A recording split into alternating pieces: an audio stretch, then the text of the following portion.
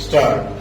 The learned counsel for the applicants contended that in the instant case, the process is issued by the Chief Judicial Magistrate against the present applicants in respect of the offences punishable under sections 200 and 201, read with section 34 Indian Penal Code for using as true such declaration knowing it to be false as well as causing disappearance of evidence of offence as well as giving false information to screen offender. Stop.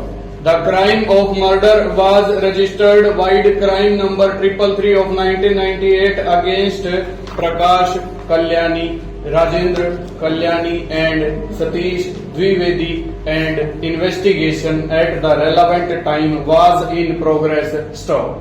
It is submitted that though the Chief Judicial Magistrate wide order dated 16/11/1999 directed the State CID to investigate the offence registered wide crime number 333 of 1998, the State CID could not gather any evidence against the accused Prakash Kalyani, Rajendra Kalyani and Satish Dwivedi, and the State CID submitted a report dated 8/3/2000 against these persons in respect of the offence under section 302, read with section 34 of Indian Penal Code in the Court of Chief Judicial Magistrate and prayed for grant of summary in crime number 333 of 1998. Stop.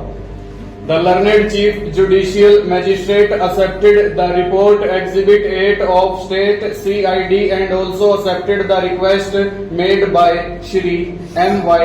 Siram, Assistant Commissioner of Police, Kotwali Division, Nagpur on 20/2/1999 for grant of summary in crime number 333 of 1998 and wide order dated 8th June 2000 granted summary in crime number 333 of 1998 on the ground that in the latter investigation done by State CID no evidence is coming forth to issue process under section 302 Indian Penal Code against the accused persons.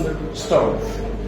It is contended by respective learned counsel that when there is no evidence available to implicate the accused Prakash Kalyani, Rajendra Kalyani and Satish Dwivedi for the offence punishable under section 302, read with section 34 Indian Penal Code, and when no offence is made out against these persons, the question of prosecution of the present applicants for the offences under section 200 and 201 of the Indian Penal Code does not arise at all, since these are the incidental offences. Stop.